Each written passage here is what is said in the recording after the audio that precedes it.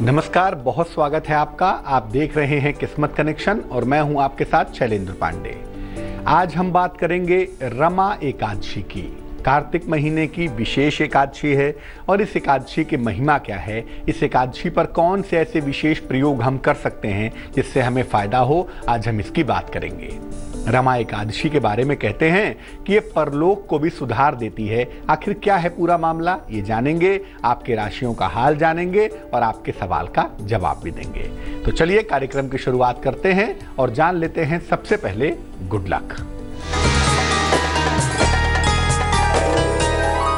बिना स्नान किए हुए भोजन ना करें, अन्यथा आपके धन का नाश होगा। इसीलिए स्नान करके ही भोजन करें, नहीं तो हाथ पैर अच्छी तरह से धो के तब भोजन करें। ऐसा करने पर धन की बढ़ोतरी होती है, सुख शांति समृद्धि मिलती है। बिना स्नान किए हुए भोजन करना स्वास्थ्य के दृष्टिकोण से और भाग्य के दृष्टिकोण से अच्छा नहीं होता।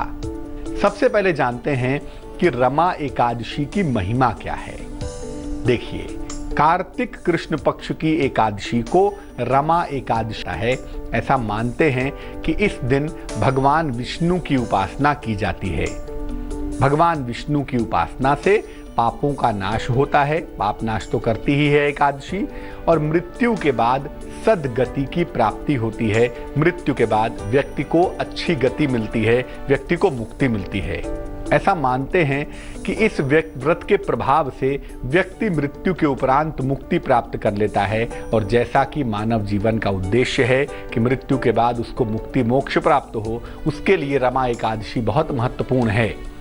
तो आपके जीते जी तो कल्याण होगा ही अगर आप एकादशी का व्रत रखें, लेकिन मृत्यु के उपरांत भी आपको परलोक में सद्गति मिलेगी, आपको मुक्ति मिलेगी। उसके लिहाज से भी रमा एकादशी बहुत महत्वपूर्ण है। इस बार रमा एकादशी 26 अक्टूबर को रहने वाली है, तो 26 अक्टूबर को इस व्रत को रखकर हम अपने आप को सद्गति तक पहुंचा सकते हैं। रमा एकादशी का पूजा विधान क्या है, तरीका क्या है, इस पर बात करेंगे। लेकिन फिलहाल मेष, वृष और मिथुन राशि का राशिफल।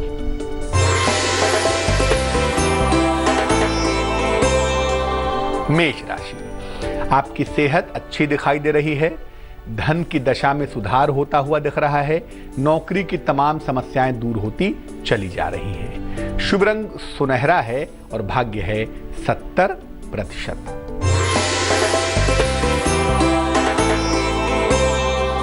वृष राशि, परिवार में आकस्मिक लाभ के योग बन रहे हैं। संपत्ति संबंधी मामलों में विलंब हो रहा है। नौकरी छूट सकती है, नौकरी का ध्यान जरूर दे दें। शुभ रंग आसमानी है और भाग्य है 50%।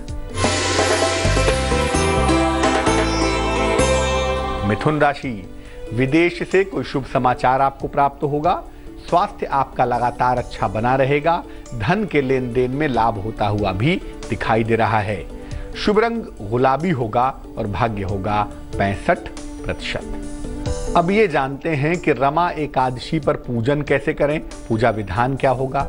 रमा एकादशी पर प्रातः काल या सायंकाल या दोनों ही समय भगवान विष्णु के, श्री हरि के केशव स्वरूप का पूजन करेंगे। भगवान विष्णु का एक नाम केशव भी है, भगवान कृष्ण का भी एक नाम केशव है, तो केशव स्वरूप का पूजन करेंगे। मस्तक पर सफेद चंदन या गोपी चंदन लगाकर पूजा करेंगे। भगवान को पंचामृत, फूल और मौसम के फल, जिनको ऋतुफल कहा जाता है, ये अर्पित करेंगे। चाहें तो एक वेला उपवास रखकर एक वेला पूर्ण सात्विक आहार ग्रहण करेंगे। एक वेला व्रत रखेंगे और एक वेला पूर्ण सात्विक आहार ग्रहण करेंगे। शाम को आहार ग्रहण करने के पहले उपासना और आरती जरूर करेंगे। शाम को कुछ भी खाने के पहले, चाहे आप फल ग्रहण कर रहे हैं, चाहे आप लिक्विड ले रहे हैं, शाम को पूजा कर लीजिएगा, पहले भगवान की आरती कर लीजिएगा, तब आप आहार ग्रहण करिएगा। इस दिन ऋतु फल और अन्न का दान करना भी विशेष शुभ होता है। फल का दान करना, अनाज का दान करना विशेष बढ़िया होता है। और मान लिया कि आप व्रत नहीं रख पाते हैं तो केवल सात्विक आहार ग्रहण करके भी भगवान की पूजा कर सकते हैं। उस पूजन का भी विशेष लाभ आपको अवश्य प्राप्त होगा। कर्क, सिंह और कन्या राशि वालों का वक्त कैसा चल रहा है, आइए जानते हैं।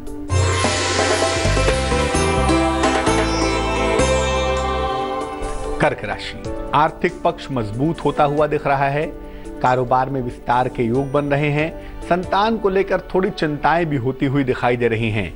शुभ रंग नारंगी है और भाग्य है 55%।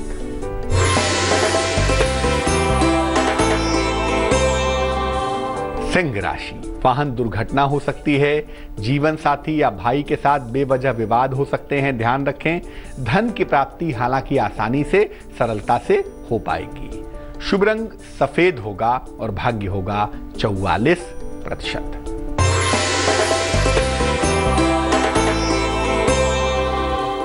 कन्या राशि, परिवार में विवादों से बचाव करें। परिवार में विवाद हो सकते हैं। लंबी यात्रा बिल्कुल न करें, सेहत आपकी बिगड़ सकती है। शुभ रंग बैगनी है और भाग्य है 69%।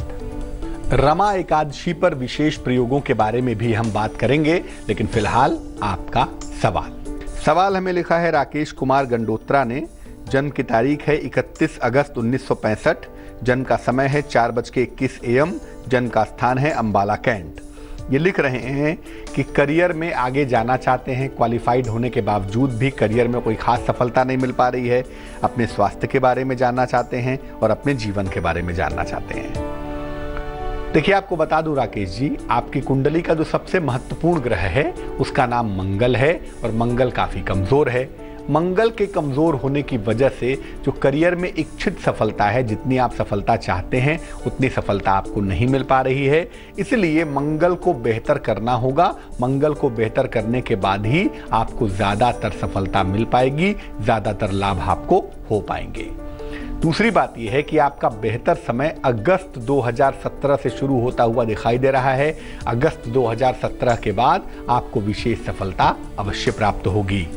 2 उपाय करने की मैं आपको सलाह दूंगा।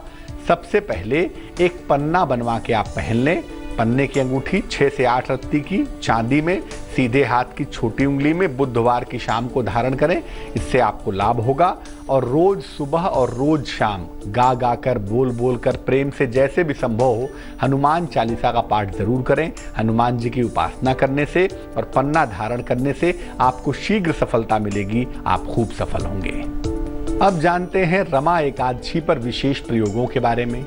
चूंकि भगवान के केशव स्वरूप की पूजा होती है, भगवान के कृष्ण स्वरूप की पूजा होती है, इसीलिए संतान प्राप्ति का विशेष प्रयोग करने से फायदा हो सकता है। संतान प्राप्ति का विशेष प्रयोग क्या है? भगवान कृष्ण के सामने बैठिए, उनको पीले फूल अर्पित करिए और इसके बाद संतान गोपाल मंत्र का जप करिए। भगवान कृष्ण के सामने एकादशी के दिन बैठिए, उनको पीले फूल अर्पित करिए और इसके बाद संतान गोपाल मंत्र का जप करिए। संतान गोपाल मंत्र है, देवकी सुत गोविंद वासुदेव जगतपते, देहि में तनयम कृष्ण त्वामहम शरणम गता। तो संतान गोपाल मंत्र का कम से कम 108 बार जप करिए और इसके बाद संतान प्राप्ति की प्रार्थना करिए, प्रेम पूर्वक प्रार्थना करिए। संतान प्राप्ति की कामना अवश्य पूरी होगी। रमा एकादशी पर धन का वरदान भी मिलेगा। कैसे मिलेगा उस पर बात करेंगे, लेकिन फिलहाल तुला, वृश्चिक और धनु राशि का राशिफल।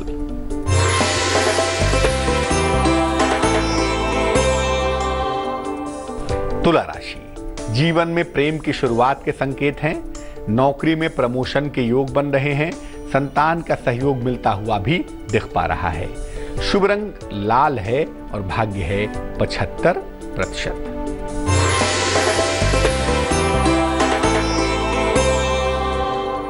वृश्चिक राशि, मुकदमों में विजय मिलती हुई दिखाई दे रही है। परिवार की समस्याओं में सुधार होता हुआ दिख रहा है।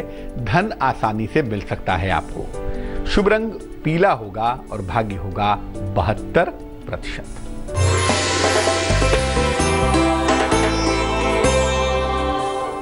धनु राशि, कोई पुराना मित्र आपकी सहायता करेगा। नया वाहन आप खरीद सकते हैं। रुके हुए तमाम काम भी आपके पूरे होंगे। शुभ रंग भूरा होगा और भाग्य होगा 58%। अब जानते हैं रमा एकादशी पर धन प्राप्ति का क्या प्रयोग करें। भगवान कृष्ण के सामने बैठें, स्नान करके स्वच्छ वस्त्र पहनकर भगवान कृष्ण को गोपी चंदन अर्पित करें। इस गोपी चंदन में बड़ा जादू होता है। ये गोपी चंदन भगवान कृष्ण को अर्पित करें और इसके बाद एक विशेष मंत्र का जप करें। मंत्र होगा ओम श्रीं ह्रीं लक्ष्मी वासुदेवाय नमः। ओम श्रीं ह्रीं लक्ष्मी वासुदेवाय नमः।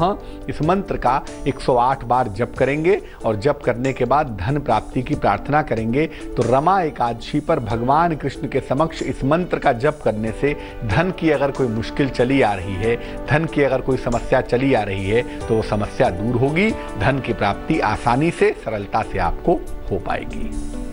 अब जानते हैं मकर, कुंभ और मीन राशि वालों का वक्त कैसा चल रहा है।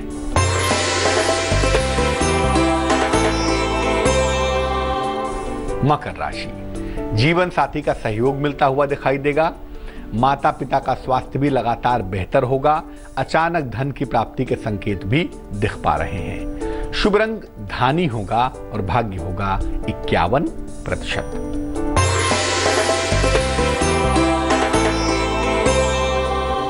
कुंभ राशि, जीवन साथी का सहयोग आपको प्राप्त होगा। धन और उपहार की प्राप्ति होगी। परिवार में मंगल कार्य के योग भी बन पाएंगे और कोई पुरानी इच्छा भी पूरी हो जाएगी।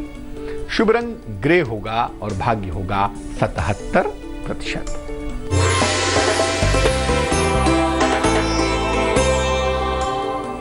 मीन राशि, धन सम्मान उपहार की प्राप्ति होगी। शिक्षा और चिकित्सा क्षेत्र के लोगों को लाभ होगा। अगर अविवाहित हैं तो आपका विवाह तय हो जाएगा। शुभ रंग नीला होगा और भाग्य होगा 63%। अब रमा एकादशी है तो एकादशी के दिन पापों का नाश होता है, पापों की प्रायश्चित होती है।